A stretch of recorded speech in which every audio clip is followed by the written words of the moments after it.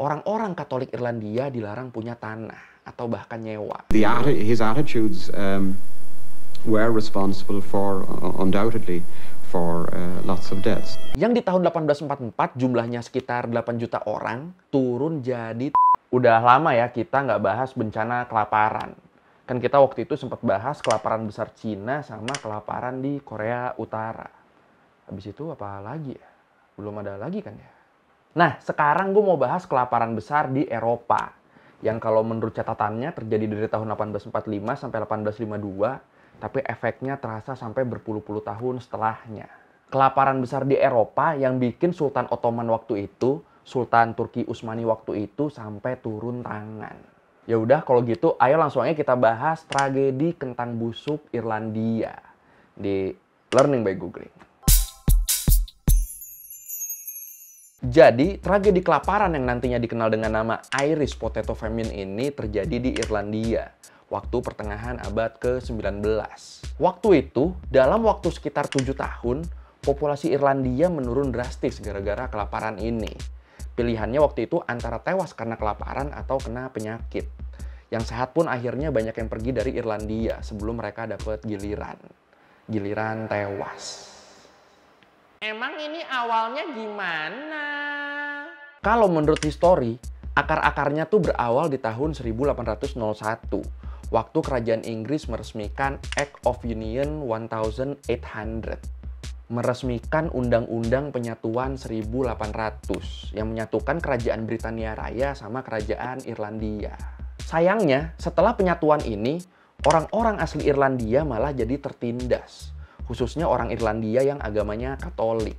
Hak-hak mereka waktu itu jadi jauh banget di bawah orang-orang Protestan Inggris. Contoh, orang-orang Katolik Irlandia nggak boleh ikut voting. Atau contoh yang berkaitan sama kejadian kelaparan ini, orang-orang Katolik Irlandia dilarang punya tanah atau bahkan nyewa. Nyewa pun mereka nggak boleh. Padahal kan itu negara mereka sendiri. Itu tanah mereka sendiri. Nah, walaupun peraturan yang diskriminatif ini akhirnya dicabut di tahun 1829, tapi efeknya tetap ada sampai bertahun-tahun setelahnya. Bahkan sampai dimulainya tragedi kelaparan ini di tahun 1845. Emang efeknya apa? Jadi kan, gara-gara peraturan tadi, sebagian besar tanah di Irlandia jadi dimiliki sama orang Inggris. Atau minimal yang keturunan Inggris. Nah, abis peraturan diskriminatif ini dicabut, orang-orang Katolik Irlandia malah kayak dipaksa kerja sebagai petani penyewa. Jadi mereka kerja bertani di lahan milik orang Inggris. Tapi harus ngebayar sewanya. Gila ya kelakuan Inggris ya. Gila. Dan kebetulan dengan keadaan tanah dan iklim di sana, tanaman yang paling gampang tumbuh di sana itu adalah kentang. Jadi semua lahan dipakai buat nanam kentang. Apalagi waktu itu karena beberapa peraturan, harga jagung sama gandum dari Inggris tuh harganya mahal banget di Irlandia. Jadi kentang ini bener-bener jadi makanan pokok orang Irlandia, terutama orang-orang miskinnya. The climate was better suited for grazing cattle than for growing corn. The only crop they could count on was potatoes.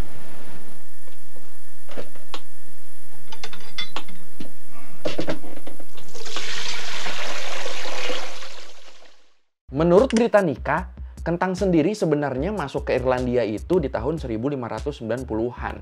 Tapi baru di tahun 1750-an, kentang bisa nyesuaiin diri sama iklim dan tanah di Irlandia. Baru di tahun segitu, kentang bisa ditanam dan dikonsumsi secara massal. Wah, hampir 200 tahun berarti ya penyesuaiannya. Dari situlah orang-orang Irlandia mulai rutin mengkonsumsi kentang. Karena dianggap bergizi dan murah. Bisa nanam sendiri juga kan. Dari situ kentang makin berkembang sampai jadi sumber ekonominya Irlandia. Lu bayangin aja, pedesaan di sana waktu itu jadi pada maju berkat impor kentang. Iya, segitu diandelinnya kentang di Irlandia waktu itu. Masalah dimulai di September 1845. Kalau menurut History Place, di masa itu daun-daun di tanaman kentang tuh menghitam. Terus ngegulung sampai akhirnya tanaman kentangnya membusuk. Penyebabnya apa? Menurut Britannica, penyebabnya adalah jamur air Phytophthora infestans yang sampai di Irlandia dari Amerika Utara. Tapi waktu itu nggak ada yang tahu kalau penyebabnya tuh jamur. Orang-orang malah ada yang nyalahin listrik statis dari lokomotif yang makin banyak. Ada juga yang mikirnya itu dari uap mematikan dari letusan gunung berapi di dalam bumi. Nah, kalau yang religius bilangnya ini hukuman Tuhan. Banyak banget lah rumor-rumor yang beredar waktu itu. Rumor doang tapi yang nyebar, solusinya enggak. Pas masuk bulan Oktober dan keadaan nggak membaik, akhirnya para pemimpin Irlandia di Dublin ngajuin petisi ke Ratu Inggris biar dia segera ngambil tindakan. Awalnya masalah ini sedikit dicuekin emang sama Parlemen Inggris dan Robert Peel, Perdana Menteri Inggris waktu itu. Tapi setelah beberapa lama, akhirnya mereka sadar kalau ini masalah yang serius banget. Dari situ pemerintah Inggris mutusin buat nurunin harga jagung dan gandum, biar orang-orang Irlandia bisa beli. Jadi mereka nggak perlu bergantung ke kentang lagi, yang pada membusuk semua kan waktu itu. Masalahnya teratasi dong. Ya sayangnya enggak. Kelaparan tetap nggak bisa dihentikan. Robert Peel, Perdana Menteri tadi, bilang kalau orang-orang Irlandia tuh nggak butuh bantuan lewat perubahan kebijakan. Mereka butuhnya bantuan langsung. Akhirnya di situ Robert Peel dipaksa mengundurkan diri dan digantiin sama John Russell. Abis itu, John Russell minta Sir Charles Trevelyan buat ngehandle masalah kelaparan di Irlandia ini. Nah, dari sini harusnya masalah kelaparan di Irlandia makin membaik dong. Kan udah ada penanggung jawab yang ditunjuk khusus. Harusnya. Masalahnya, Sir Trevelyan ini ternyata adalah orang yang anti Katolik Irlandia. Dan ini yang bikin orang-orang Irlandia makin menderita. Wah. Ini Sir Trevelyan ini pas ditunjuk backgroundnya nggak dicek dulu apa gimana ya? Trevelyan was very well intentioned, but not a very humane man. And his attitudes were responsible for, undoubtedly, for lots of deaths. Dari akhir tahun 1845 tadi, wabah kelaparan ini terus memburuk sampai puncaknya di tahun 1847. Di tahun 1847, kelaparan dan kemiskinan waktu itu udah nyebar di seluruh Irlandia. Saking parahnya keadaan waktu itu, kelaparan di tahun 1847 ini sampai dikenal dengan nama Black 47. Waktu itu, para pemilik tanah di Irlandia sampai ngusirin petani-petani penyewa tanah mereka. Diusir buat ngubah kebunnya jadi tempat gembala ternak. Nah, kebayang nggak lo? Petani penyewa ini pada diusir, mereka nggak punya lahan, nggak bisa kerja, makanan paling murahnya semuanya udah membusuk. Ya akhirnya pada tewas lah mereka satu-satu. Dilaporin, banyak desa di Irlandia waktu itu yang kehilangan setengah populasinya. Wah, banyak jir. Negara-negara tetangga sama organisasi-organisasi dari negara lain juga sebenarnya waktu itu banyak yang ngasih bantuan ke Irlandia. Kalau menurut buku Massachusetts, Help to Ireland During the Great Famine, disebut di situ bantuan asing pertama tuh datang di bulan Desember 1845 dari Boston Repeal Association and the Catholic Church.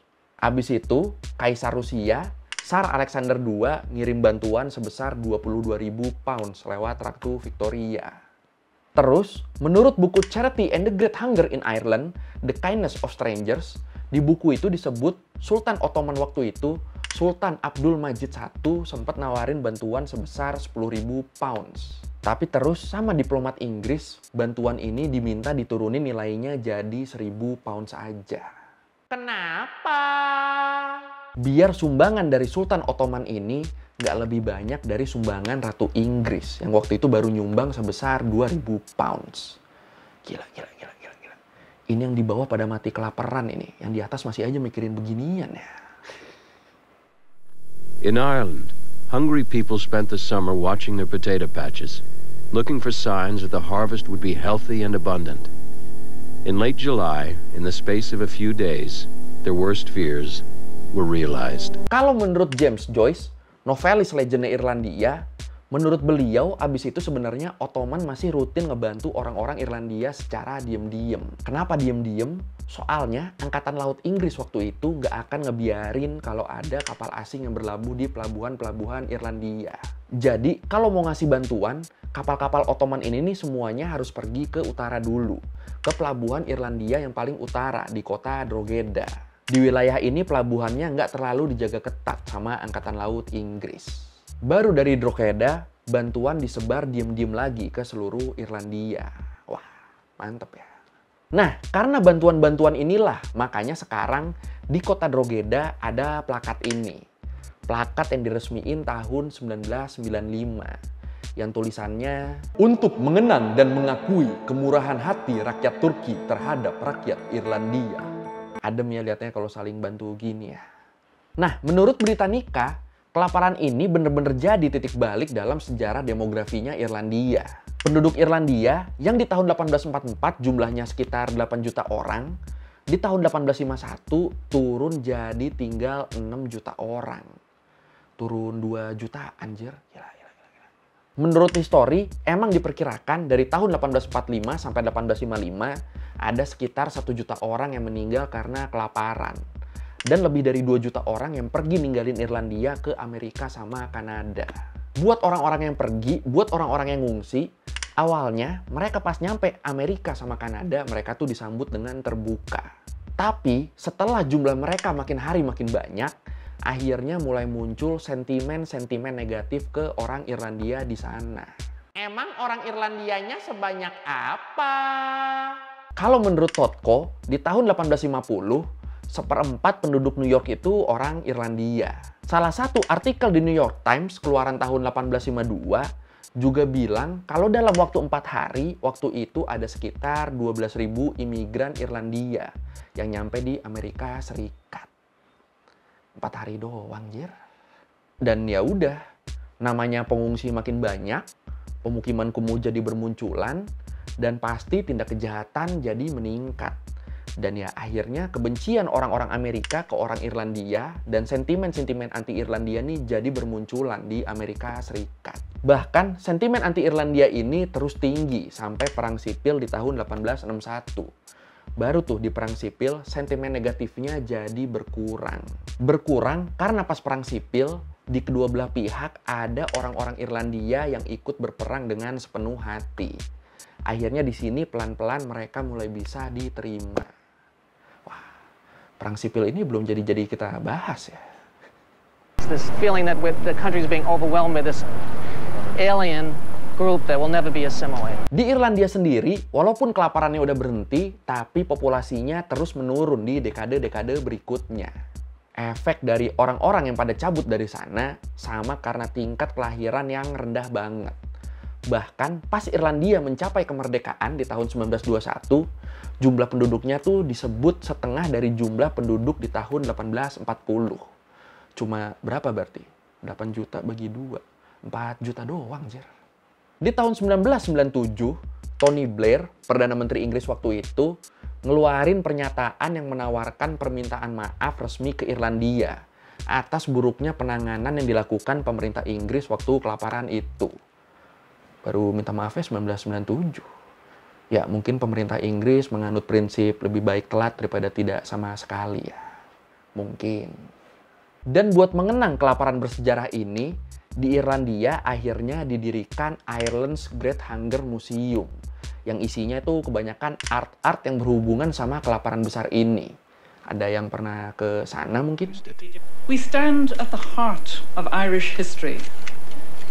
This is not only what happened to us, it is what we are. Oke, sekian dari Googling kali ini tentang tragedi kentang busuk Irlandia. Tragedi kelaparan yang jadi musibah terbesar sepanjang sejarah Irlandia.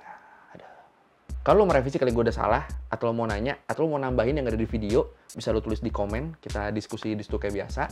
Sekali lagi, thank you udah nonton, jangan lupa like, comment, subscribe. Bye!